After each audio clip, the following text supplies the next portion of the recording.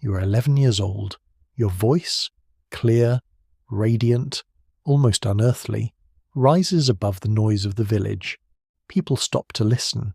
They whisper that it must be a gift from God. For one brief moment you believe them. You believe your song is yours, but then comes the bargain. Your family is poor, the priests smile, the patrons promise glory, the church speaks of destiny. They tell you that your voice can save your family, bring honor to your name, even touch the heavens themselves. And so, one day, you're led into a cold room of stone and iron. The doors close, the singing child becomes silent forever. This is the story of a boy who was never allowed to become a man, and a voice that was stolen to serve a queen. The village church was his whole world.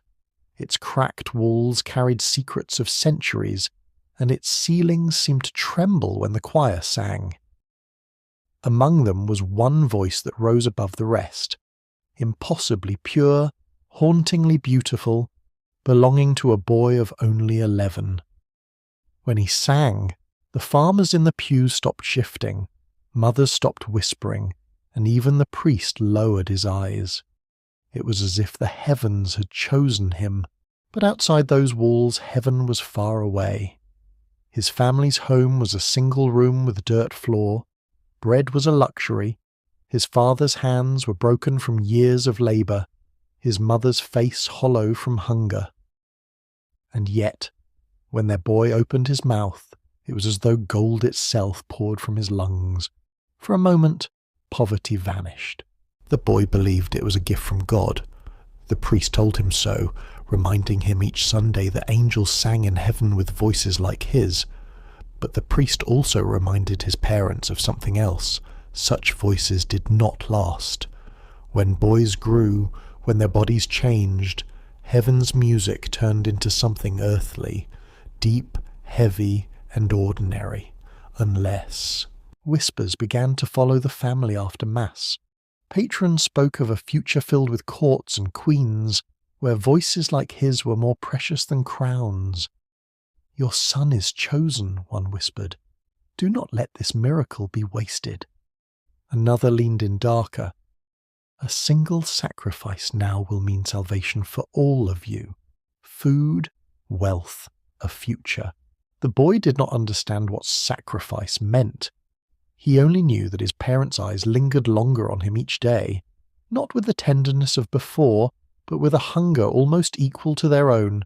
And so, one evening, as the bells rang in the fading light, his father took his hand. "My son," he said, voice trembling, "God has given you a gift, and to honour him, we must protect it." The boy smiled, believing this was love. He did not see the shadow that crossed his mother's face. The whispers did not fade. They grew sharper, more insistent, carried by merchants, priests, and noble patrons who passed through their village. Some spoke with reverence, others with greed, but all pointed to the same truth. The boy's voice could lift his family out of hunger more if it was preserved. The family began to see signs everywhere. When the boy sang at dusk and neighbours lingered outside their door, his mother clutched her hands together as if counting coins that did not yet exist. When the priest praised him during Mass, his father's back straightened. Not from pride alone, but from the weight of possibility. One evening a man in a velvet cloak arrived from the city. His perfume masked the rot of his teeth, and his smile was both kind and cruel. He listened to the boy sing, eyes glistening as if he had seen gold itself. When the song ended, he placed a hand on the father's shoulder. "If you love your son," he said, "you will save him. Voices like this are not meant for fields and mud. They are meant for kings, for queens, for God himself." The father nodded, though his jaw was tight. The boy, sitting cross-legged by the fire, did not understand why the man kept looking at him as though he were already something other than a child. That night the parents spoke in hushed tones. The mother wept. The father's voice broke. "Do you not see?" he whispered. "This is the only way. He will be remembered forever. He will eat while others starve. His voice will carry our name into eternity." The boy lay awake, listening. He wanted to ask what they meant, but fear kept him still. There was something heavy in their words, something final. The room seemed smaller, the air colder. He stared at the ceiling, where the flicker of the firelight made shadows dance like silent judges. By morning, the decision was no longer a question. It was fate, signed not by the boy, but by those who claimed to love him. Days turned into weeks, and the boy's destiny was quietly sealed. He noticed the way his mother avoided his gaze, her hands trembling when she brushed his hair from his forehead. He noticed the silence of his father, a silence heavier than hunger. The house no longer felt like home, but like a waiting room for something unspeakable. One morning, the priest arrived with a carriage. It was rare in the village, its wheels caked with the dust of the city roads. The villagers gathered, whispering and pointing, some with envy, others with pity. The boy's parents dressed him in his cleanest tunic, the one patched at the elbows, and pressed a wooden cross into his palm. "God will walk with you," his mother said. Though her voice cracked on the word God, the boy tried to smile, believing this was a journey of honour. The priest spoke of Rome, of choirs that echoed like the heavens themselves, of a queen who would one day rise to her feet and weep at the sound of his song. The boy's chest filled with something he thought was pride, though beneath it stirred a flicker of fear. As the carriage rumbled away from the village, he pressed his forehead against the wooden frame and looked back. His father stood stiff, refusing to wave. His mother's hands were clutched to her mouth as though holding back a scream. The boy raised the cross in a childish gesture of triumph, hoping to make them proud. But miles down the road, when the sky turned copper with evening, the priest leaned close and spoke words that chilled the boy to his bones. "Remember, child," he said softly, "a gift as precious as yours must be protected at any cost. What you will endure is not punishment but salvation. Your voice will be eternal." The boy did not yet understand the meaning of endure, but deep inside something whispered that the cost would not be his voice at all, but everything else. The city did not sing like the village. Its air smelled of smoke and sewage, and the echoes were not of choirs but of iron striking iron, hooves against stone, merchants shouting prices. The boy clutched the wooden cross tighter as he was led through narrow streets into a building that reeked of wax and vinegar. The chamber was small, its windows shuttered, its light reduced to a single trembling candle. Instruments gleamed in the corner, sharp, metallic, indifferent. The boy thought they looked like tools his father might use in the fields, but their edges were cleaner, crueler. "Do not be afraid," said the priest, his voice too smooth, too rehearsed. "This is the Lord's work." Hands held him down. He tried to twist, to ask questions, but his words dissolved in the thick air. A cloth was forced between his teeth. The world narrowed to the smell of alcohol, the burn of cold water against his skin, the press of calloused fingers gripping too tightly. Then silence broken by a scream that was not his own. Or perhaps it was. His vision blurred with tears, with pain so sharp it seemed to tear his soul apart. The candle shook in its holder as if trembling for him. When it was over, he did not feel relief, only absence. The absence of warmth between his legs, the absence of control, the absence of breath. He lay there, chest heaving, tasting iron in his mouth, while the men spoke calmly above him. One muttered about his future glory, another counted coins. The boy turned his face toward the wall. He wanted to ask if he was still himself, but his voice was gone, not stolen, but buried beneath agony. For the first time he wondered if God had ever been listening. The days after the cut passed in fragments. The boy drifted between waking and dreams, where his body no longer belonged to him. Fever came and went, his skin drenched with sweat. At times he thought he heard angels singing above his bed, but when he reached for them, There was only the rough cloth of his sheets and the bitter sting of vinegar pressed against his wounds. He was forbidden to speak. Every time he opened his mouth, the priest pressed a finger to his lips. "Rest, child. The silence will save your voice." But it was not only his voice that was silenced. It was his questions, his cries, his terror. In that silence he learned that pain unspoken grows louder inside the mind. At night he dreamt of running barefoot in the fields, chasing after birds, shouting his father's name. Yet even in the dream, his legs grew heavy, and his throat would not produce sound. He woke with tears drying against his cheeks, the candlelight painting shadows across the wall. Visitors came. A wealthy patron leaned over his bed, perfumed sleeves brushing the boy's shoulder. "You will be magnificent," he said, almost to himself. A voice eternal, untouched by time. His eyes gleamed not with compassion, but with ownership. The boy closed his eyes, pretending to sleep. He had begun to understand. He was no longer a child, no longer his parents' son. He was an investment, a vessel, a song carved into flesh. His body ached, but deeper than that was the ache in his heart, the unshakable thought that he had been traded, not saved. The silence around him pressed heavier each day, until he wondered if this was how life would be from now on. Breathing, singing, existing, but never truly speaking again. Weeks passed before he could walk again. The first time he stood, his knees buckled and the priest caught him under the arms. "Patience," the priest murmured, though there was no warmth in the word. His reflection in a basin of water startled him.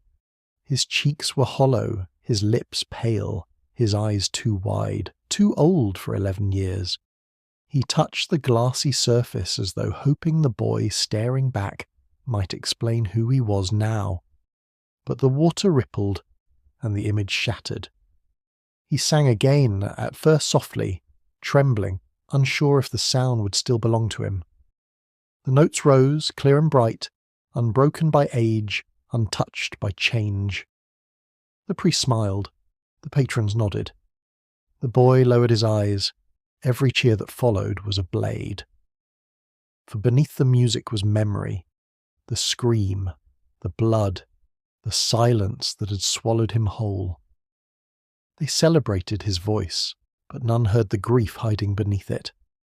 One evening, alone in the chapel, he pressed his hands against the cold stone altar. "Is this what you wanted?" he whispered, though the words barely formed. His voice cracked with something no training could correct. Sorrow. The silence that answered was heavier than stone. From that night on, he understood the truth. The knife had not only cut his body, it had carved a cage around his soul. His childhood was gone, his future rewritten. And though his voice would live, the boy who once carried it would never return. The world would remember the song, but the silence. The silence would be his alone. The boy's recovery was not the end. It was the beginning of his second life. He was taken from the dim chamber of silence into the grand halls of an academy in the city, where marble floors echoed with footsteps and frescoed ceilings stared down like unblinking eyes. Here dozens of boys like him studied under the watchful glare of masters who measured their worth in scales, breaths, and endurance. Mornings began before dawn. He learned to hold a single note until his chest burned. He practiced trills until his lips ached, his throat raw. Discipline was relentless. Mistakes were met with the sharp crack of a cane across the desk or the quiet, disappointed sigh of a maestro, which somehow cut even deeper. Yet when he sang, when his voice soared across the vaulted ceilings, the sound was unlike anything mortal. Other boys grew weary, their voices faltering, but his did not break. It shimmered, unearthly, bending light and silence around it. The masters whispered of his potential, of patrons who would pay fortunes to hear him. At meals the boys spoke of their families, of mothers who cried when they left, of fathers who boasted of them in the marketplace. He sat quietly, chewing slowly, wondering if he was still a son at all. His parents had given him away for this, for bread, for gold, for a song. But the city did not care for his questions. It cared only for his voice. Word of him spread quickly. The boy whose notes glowed like stained glass. And soon he was summoned beyond the academy walls to sing not for priests or teachers, but for nobles whose eyes sparkled with jewels and ambition. Each performance chipped away at the memory of who he had been. The boy of the village was fading. In his place stood a creature clothed in silk.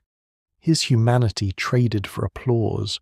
The palaces were unlike anything he had ever imagined. Gold chandeliers dripped light across polished marble.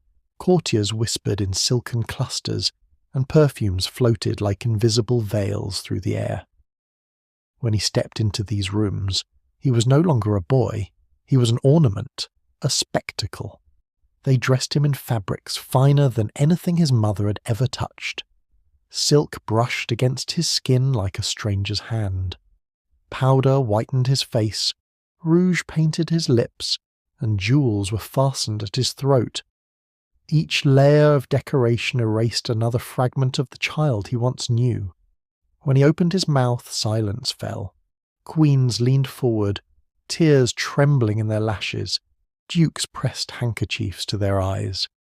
Even hardened soldiers stood motionless, as if a ghost had touched them. His voice carried something that pierced deeper than words, a beauty so sharp it left wounds in its wake, but he could not own it. Applause thundered, yet it was never truly for him. They did not see the boy. They saw the miracle shaped by steel and sacrifice. He bowed when told, smiled when expected, and returned to his chamber where the silence pressed down heavier than ever. Nights were the cruelest. Alone in rooms lined with velvet, he sat before gilded mirrors, staring at the painted reflection of someone he did not recognize. The voice they worshipped did not feel like his. It felt like a phantom that lived inside him, a phantom that had devoured the child. Letters arrived from his parents, brief, polite, almost businesslike. They thanked God for his success, spoke of debts repaid, of neighbours who now admired their family. He read them with numb fingers, waiting for words of love that never came, and so he learned to pour all of his soul into the only thing left to him, the music. The summons came one winter evening. He was to sing before a queen. The carriage wheels rattled over frozen streets, carrying him toward a palace lit by 1,000 candles, its towers piercing the night like spears of flame. His tutors whispered instructions, perfect posture, flawless pitch, no trembling, no error. For tonight, he was not a child. He was the voice of the divine. The queen sat upon her throne, draped in velvet, a crown glimmering like captured fire. Her eyes, cold and commanding, fixed upon him as he stepped forward. His knees shook, but when he opened his mouth, sound poured forth like a flood. It was a hymn of sorrow, of longing, of something unnameable that bled through every note. The queen's gaze softened. Courtiers held their breath. For a moment the world was suspended, caught in the threads of his voice. He felt their hearts breaking, bending, yielding.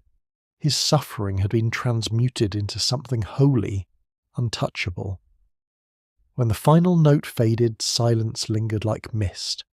Then the hall erupted, applause, gasps, cries of devotion. The queen herself rose, a rare honour, and nodded. That gesture alone sealed his fate. From that night onward, he was no longer just a boy with a voice. He was property of the court, a weapon forged from innocence. His songs were demanded at feasts, ceremonies, private chambers.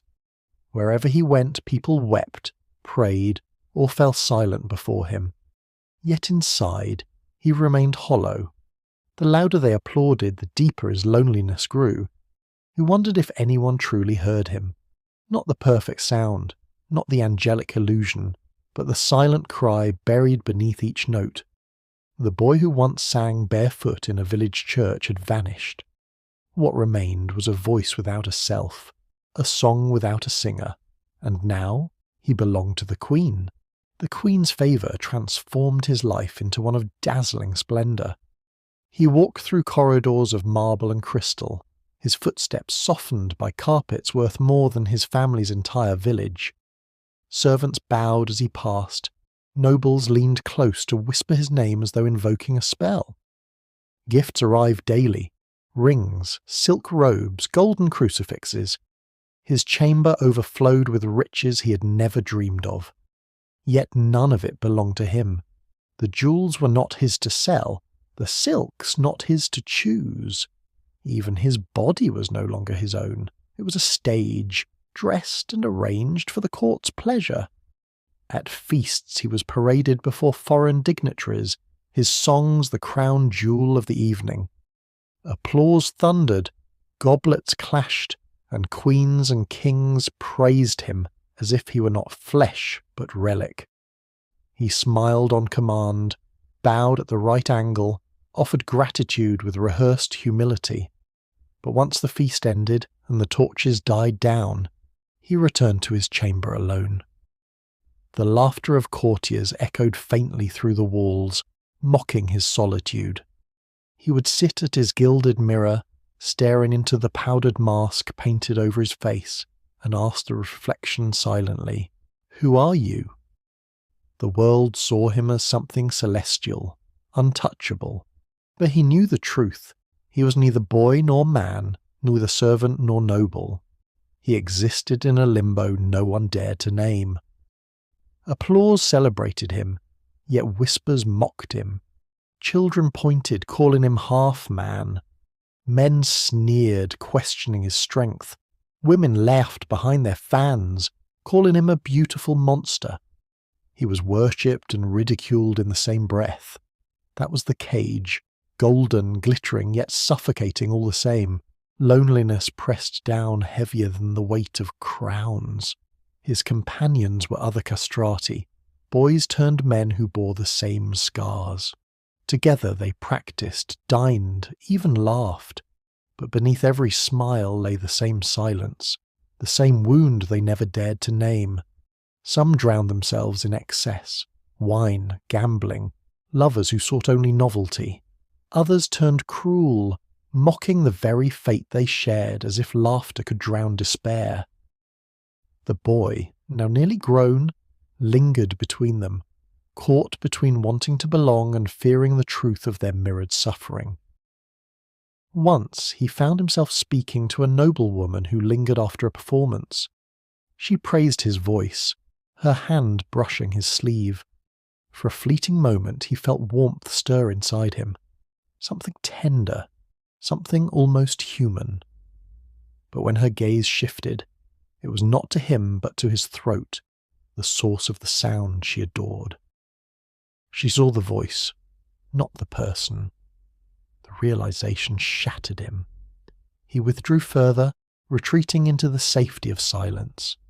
His friendships grew shallow, his connections brittle. He was adored by thousands, but known by none. The ridicule was harsher in private. Young pages dared to mimic his high-pitched laughter. Soldiers imitated his delicate steps.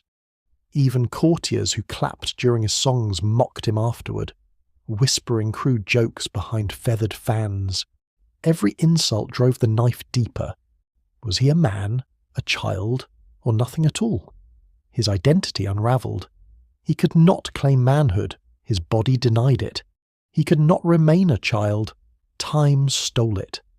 And so he floated in between, a creature of the Queen's making, bound forever to a liminal existence. Each night, lying beneath silk sheets, he wondered if there would ever be a place in the world where he was not spectacle, not secret, not shame, only human. Yet survival demanded performance, and performance became survival. The court's hunger for beauty never ceased, and so he sang. He poured into each aria the ache of his loneliness, the sting of his humiliation, the weight of his vanished self. And the more he bled into the music, the more they adored him. It was a cruel irony. The deeper his sorrow, the brighter his glory. The Queen rewarded him with lands, coins, and titles, but none filled the emptiness inside. Wealth built higher walls around his prison. Fame gilded the bars. In public he shone like a jewel. In private he began to fracture. Nights stretched endlessly, haunted by memories of what he had lost. He remembered running through fields, remembered his father's rough hand guiding him, remembered a voice unbroken by sorrow. But each memory slipped further away, dissolving like smoke. At times he rebelled in the smallest ways. A pause too long before bowing, a song sung softer than expected, a glance held defiantly. These tiny gestures were invisible to most, yet to him they were whispers of resistance, reminders that somewhere beneath the silk and paint a soul still lived. But the cage was relentless.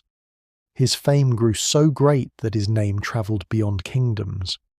Letters poured in from admirers who longed to hear him, who swore his voice could heal the sick, convert the faithless, even touch the heavens. He read them without joy. Each word reminded him that they loved only the voice, never the boy. And so, he endured. Because to endure was the only way to survive. The golden cage gleamed brighter with each passing year, but within it the boy faded further, until one day even he could no longer remember what it felt like to simply be human. Time, like applause, does not last forever. His voice, once radiant enough to silence queens and bring soldiers to tears, began to change. Subtle at first, a trembling in the higher notes, a breath too short, a faint rasp where once there had been crystal clarity. He fought against it with endless practice, with prayers whispered into the cold of night, but the body cannot be forced to remain eternal. The courtiers noticed. Their compliments grew thinner, their applause shorter. Invitations that once flooded in daily slowed to a trickle. Whispers spread like cracks through marble. He is fading. He is mortal after all. The Queen, who once rose to honour him, now only nodded politely at his performances. Her eyes no longer shone with tears, but with boredom. His song, which had been his crown, was slipping away note by note, and with it the truth rose from beneath the silks and jewels. What had he been, if not a sacrifice? His body cut, his childhood stolen, his identity erased. All for a voice that even now was deserting him. He wandered the palace gardens alone, listening to fountains murmur in the dark. For years his music had given others joy. But what had it given him?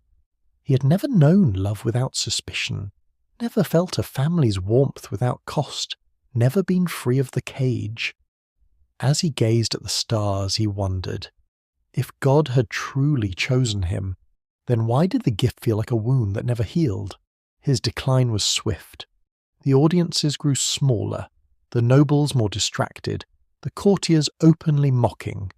Younger singers rose in his place, fresh voices untouched by time, eager to shine as he once had.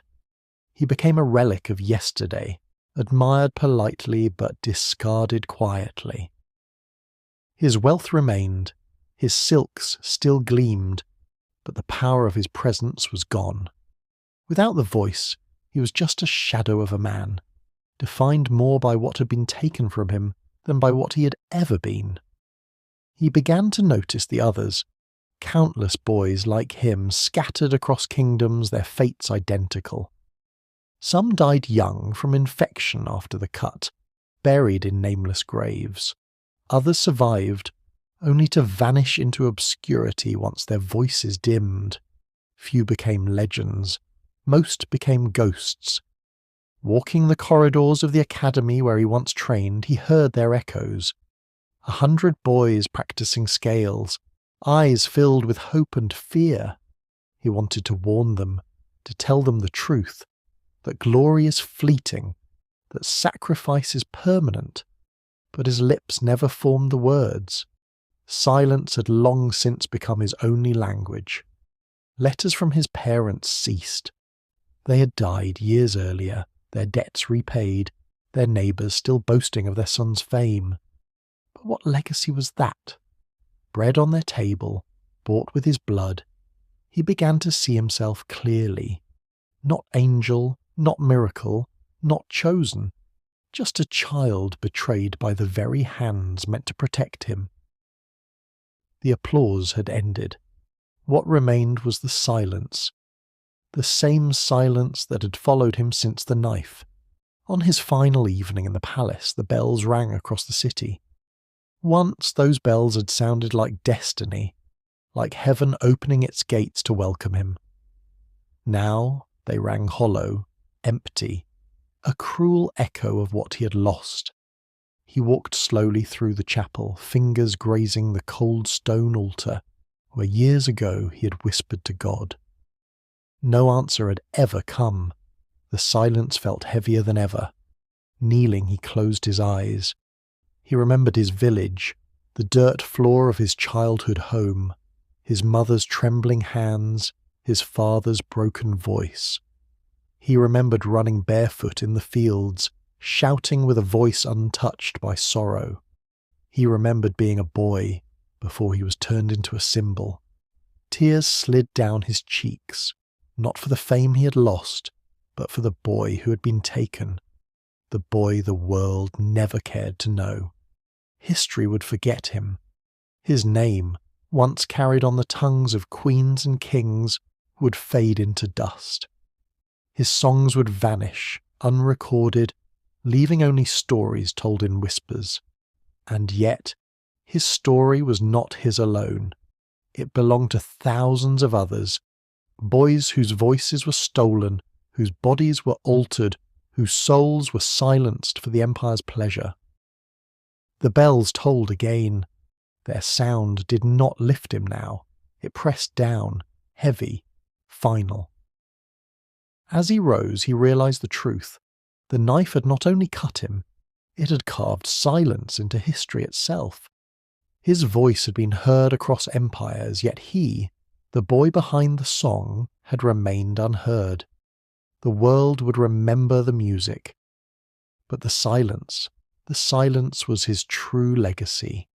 History often remembers the music, but forgets the cost. The Castrati were praised as divine, their voices lifted as proof of heaven on earth, yet their humanity was stripped away with a knife.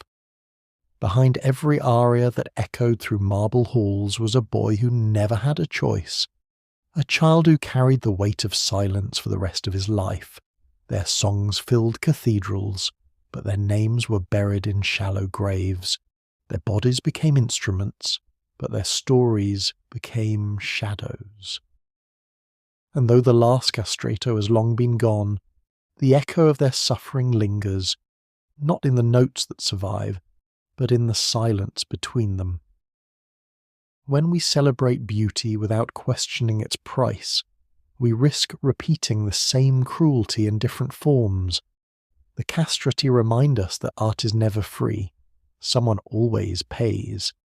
So the next time you hear a piece of music, look beyond the beauty.